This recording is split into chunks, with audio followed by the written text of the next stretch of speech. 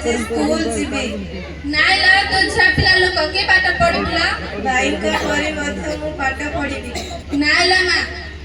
बापा तो मत पिउछे मु तो मोर काटिबा को जाउछे घर काम क्या करबो कहलो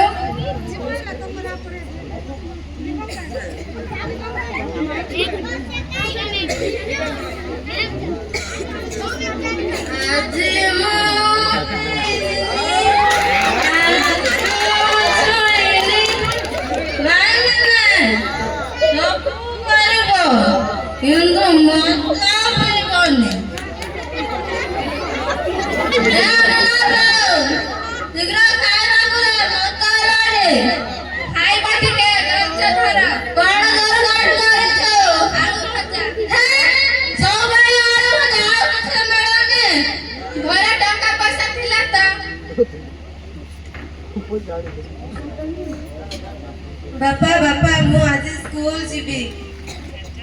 स्कूल तू कोन स्कूल जाई तो और करबला घर काम करबो पाठ चाकरी करबो ना कोन तू तो मत पे दिन सारा मत लाई बोलुछ घर काम क्या करबो ए पिला माने कथा क्या बुझबो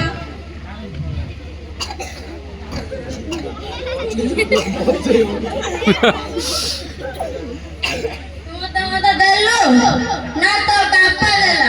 मो पैसा मु पेली तोर की गल हे भगवान आज मो अनुताप करूचे मो बापा मां कथा न माने याको भल पाए बा होइथिले शांति रे रहबे बोली आज मोर ए अवस्था मालती नानी ए मालती नानी कोन होइछि घरे त पाटी तंदा सुखुछि देखो ना मद पे केमिति होइछि किरे मदन भाई कोन होइछि ଆମର କଥାର ମୁଣ୍ଡ ପୁରାନା ଆଉ ହେଲା ଯେ ପିଲାମାନଙ୍କୁ କାଇଁ ସ୍କୁଲ ପଠେଇଲ ସେମାନେ ପାଠ ପଢି ଚାକିରି କରିବେ ନା କଣ ତାର ହେଲା ମୁଣ୍ଡରେ ଗଣ୍ଠି ରଖିଥା ଯା ଯା ଗାଡି ରଖିଲା କହିନ ବାଲା ରେ ମୁନା ବାଉ ଶୀଘ୍ର ଖାଇବାକୁ ଦେ ଦେଉଛୁ ରେ ଆଳୁ ଭଜା ମୁଁ କଣ କରିବି ତାଙ୍କ କୁଲି କାମକୁ ଯାଇଥିଲି ଯେ 300 ଟଙ୍କା ମିଳିଥିଲା ସେଥିରେ ପୁଣି ଦୋକାନ ବାକି ରସୁଣ କିଣା ତେଲ ହଳଦୀ ଆଉ ତୁ ନଥିଲେ କିଏ କରିବ ଆଉ ଏ ପିଲାମାନଙ୍କ କଥା କିଏ ବୁଝିବ ମାଳତୀ ନାନୀ ଏ ମାଳତୀ ନାନୀ କଣ କରୁଥିଲ ଆଜି ପିଲାମାନଙ୍କୁ କାଇଁ ସ୍କୁଲ ପଠାଇନୁ ନାଇଲା ନାନୀ ଟିକେ ଅସୁବିଧାରେ ପଡୁଛୁ ତ କି ଅସୁବିଧା ଲ କହିଲୁ ତ ଆମେ ଅସୁବିଧାରେ ପଡିଛୁ ଆରେ ଭାଇ ସରକାର ପିଲାମାନଙ୍କ ପାଇଁ ମାଗଣାରେ ପୋଷାକ ବହିପତ୍ର ଖାଇବାକୁ ମଧ୍ୟ ଦଉଛି ଅସୁବିଧା ରହିଲା କୋଉଠି ଆମର ପାଠ ପଢା ଦରକାର ନା ପାଠ ନ ପଢିଲେ କଣ କରିବ ତାହେଲେ ଖାଟିବୁ ନହେଲେ ଘର କାମ କରିବୁ ମଦନ ଭାଇ ସରକାରର ପ୍ରତ୍ୟେକ ଶିଶୁ 14 ବର୍ଷ ପର୍ଯ୍ୟନ୍ତ ପାଠ ପଢିବା ପାଇଁ ବାଧ୍ୟ ନହେଲେ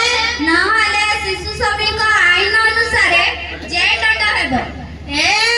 ଯା ଯା ଗାଡି ଆସିଲା ଜେଲ୍ ଦଣ୍ଡ ଦେଖିବା ମାଲା ମଦନ ଆଜି ଠାରୁ ସବୁ ପାଠ ପଢା ବନ୍ଦ ମଦନ ଘରେ ପାଟି ତୁଣ୍ଡ ଶୁଭୁଛି କଣ ହୋଇଛି କି ମ୍ୟାଡାମ ନମସ୍କାର ହଉ ହେଲା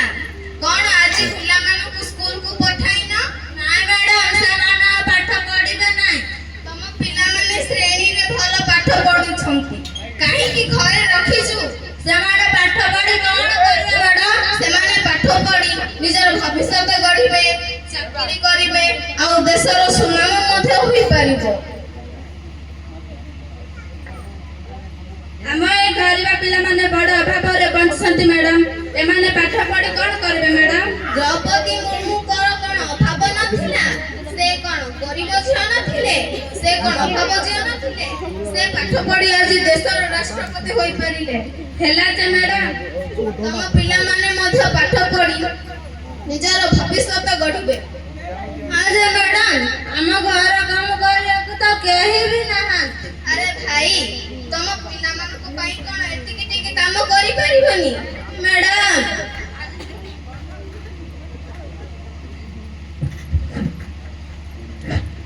ଆଜିଠୁ ମୁଁ ଅଛି